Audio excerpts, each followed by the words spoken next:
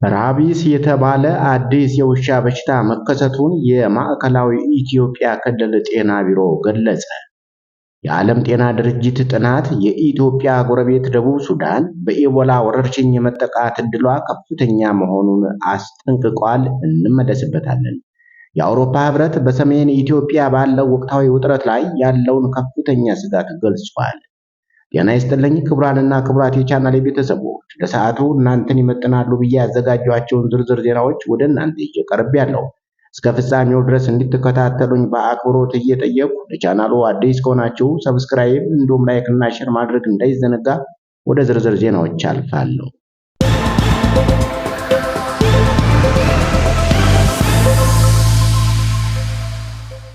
ራቢስ የተባለ አዲስ የውሻ በሽታ መከሰቱን የማዕከላዊ ኢትዮጵያ ክልል ጤና ቢሮ ገለጸ።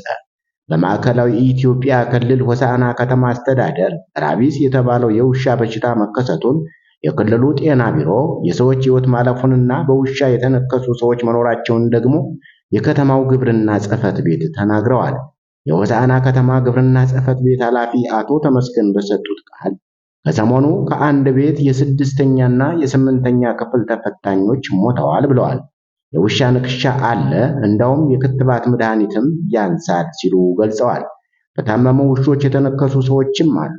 ቁጥሩን በትክክል ባላውቅም የተነከሱ ሕክምና እየተወሰዱ ያሉም አሉ ሲሉ የገለጹት ኃላፊው ውሾችን ለመግደል ሰው ገጀራ ዱላ ይዞ የወጣው ሁለቱ ልጆች በውሻ ንክሻ መሞታቸውን ተከትሎ ነው ሲሉ አስረድተዋል። የማዕከላዊ ኢትዮጵያ ክልል ጤና ቢሮ ኃላፊው አቶ ሳሙኤል ዳርጌ በበኩላቸው ከወቅቱ ጋር በተያያዘ የራቢስ በሽታ አለ፣ ከግብርና ቢሮ ጋር በመሆን እየሰራን ነው። የእንስሳት ሕክምና ባለሙያዎች ከበሽታው ጋር ያለውን ነገር ክትባት እየሰጡ ነው፣ ነገር ግን የተወሰኑ ችግሮች አሉ ሲሉም ተናግረዋል።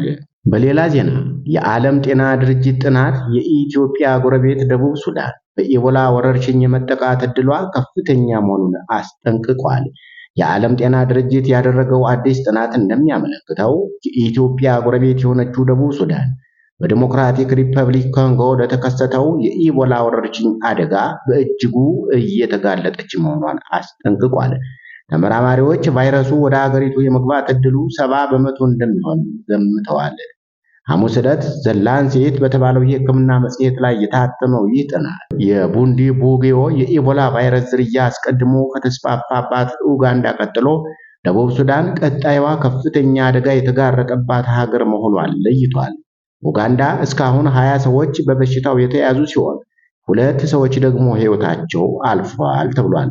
ተመራማሪዎች የደቡብ ሱዳን ተጋላጭነት ከአገሪቱ ደካማ የሕዝብ ጤና ጥበቃ ስርዓት ጋር ያያያዙ ሲሆን ለበሽታው የተጠቁ ሰዎች በአግባቡ ከመያዝ፣ የታማሚዎችን ንክኪ ከመከታተል፣ ኢንፌክሽን ከመከላከል፣ ደህንነቱ የተጠበቀ የቀብር ስነ ስርዓትም ከመፈጸምና በድንበር አካባቢ ከሚደረግ የበሽታ ቁጥጥር አንጻር ያሉትን ጉድለቶች በምክንያት ጠቅሰዋል።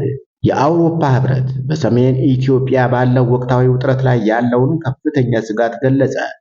ሕብረቱ ባወጣው መግለጫ በተለይም ህወሓት በትግራይ ክልል ትይዩ የክልል ምክር ቤት ለማቋቋምና የተናጠል ግዳጅ ወታደራዊ ምልመላ ለማካሄድ የወሰዳቸው እርምጃዎች እንደ አውሮፓ አቆጣጠር በ2022 የተፈረመውን የፕሪቶሪያን የሰላም ስምምነት የሚጥሱ መሆናቸውን አስታውቋል። የፕሪቶሪያውን የሰላም ስምምነት በተጨባጭ መሬት ላይ ለማውረድ ሁሉም ወገኖች በአስቸኳይ ወደ ውይይት ጠረጴዛ እንዲመለሱም አሳስቧል። በክልሉ ዘላቂ ሰላምና መረጋጋትን ለማስፈን በአፍሪካ ሕብረት ከፍተኛ ተወካይ በቀድሞው የናይጄሪያ ፕሬዝዳንት ኦባሳንጆ የሚመራው የሽምግልና ጥረት ሙሉ በሙሉ እንደሚደግፍ የአውሮፓ ሕብረት አረጋግጧል። በተመሳሳይ የአሜሪካ መንግስት በትግራይ ክልል ያለውን የፖለቲካና ሰብአዊ ሁኔታ በቅርበት እየተከታተለ መሆኑን አስታውቋል። በአዲስ አበባ የሚገኘው የሀገሪቱ ኤምባሲ ባወጣው መግለጫ የፖለቲካልና የሲቪል ማህበረሰብ መሪዎች የፕሪቶሪያዊን ሰላም ስምምነት ሙሉ በሙሉ እንዲተገብሩና በውይይት ላይ እንዲያተኩሩ አሳስቧል።